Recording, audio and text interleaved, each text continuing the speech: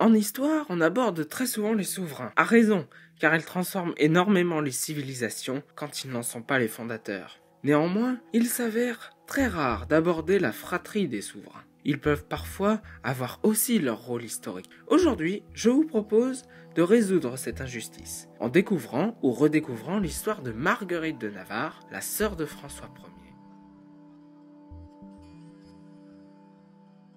Marguerite de Navarre, aussi appelée Marguerite d'Angoulême, naît le 11 avril 1492 au château d'Angoulême. Elle est de dynastie capétienne, fille de Charles d'Orléans, comte d'Angoulême, et de Louise de Savoie. Elle est aussi la sœur de François Ier, futur roi de France, appelé alors François d'Angoulême. Durant son enfance, elle reçoit une solide éducation de la part de Blanche de Tournon et de sa mère. Elle étudie la philosophie, apprend l'italien, le latin, un peu le grec et lit une grande quantité d'ouvrages grâce à une bibliothèque à Blois. Il est à noter que cela est très rare pour cette époque. Elle grandit et vit dans un très haut rang social. En 1509, à l'âge de 17 ans, elle se marie au duc d'Alençon, Charles IV, afin de mettre fin à un conflit entre leurs maisons respectives. En 1515, François d'Angoulême devient roi de France, sous le nom de François Ier. Marguerite d'Angoulême accompagne donc son frère à son couronnement. Suite à cet événement, elle rejoint la cour du roi, où elle joue un rôle central, essentiel, ainsi qu'un rôle politique plutôt important. En 1525, elle endosse également un rôle de diplomate.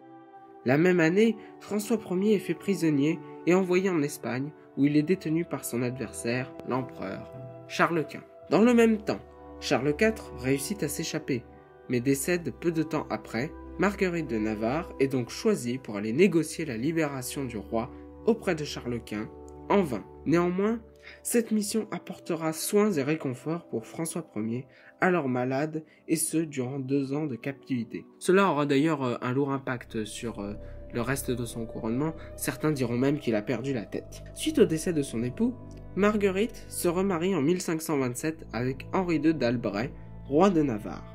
Elle devient donc reine de Navarre, d'où le nom Marguerite de Navarre. En 1528, elle donne naissance à Jeanne d'Albret, qui est la future mère d'Henri IV, et en 1530 à Jean d'Albret, mais qui décédera 6 mois plus tard. Le 4 juillet 1530, François Ier se remarie avec Éléonore de Habsbourg, sœur de Charles Quint, qu'il avait rencontrée durant sa captivité.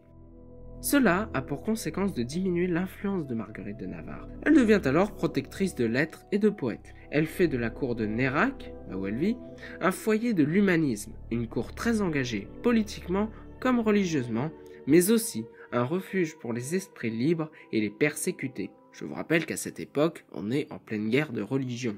Il s'agissait d'une femme de lettres, française, précurseur, qui en a inspiré tant d'autres, comme Louise Labbé. L'une de ses plus célèbres phrases, qui la représente d'ailleurs, est « Seulement les sots sont punis, non les vicieux ». Elle a donc eu une grande influence sur la place des femmes dans la littérature. Car il était assez rare à cette époque qu'une femme écrive et donne son avis sur des faits politiques ou religieux. Le fait qu'elle soit la sœur de François Ier est la raison pour laquelle elle a pu s'exprimer, mais malgré tout, cela reste assez impressionnant. Elle compose 2 ouvrages sur la fin de sa vie. Marguerite de la Marguerite des Princesses, publié entre 1531 et 1533, qui regroupe la plupart de ses poésies, écrites en vers, et son deuxième ouvrage est l'Heptaméron, un recueil de 72 nouvelles et contes publiés en 1558. Elle décède en 1549 de foi catholique, même si elle protégeait certains protestants, ce qui montre bien qu'elle a une certaine ouverture d'esprit. Pour conclure, nous pouvons dire que Marguerite de Navarre fut une femme qui trancha radicalement avec les frères et sœurs de souverains, car elle joua elle-même un rôle politique et diplomatique essentiel auprès de son frère François Ier. Ce fut également une poétesse de talent.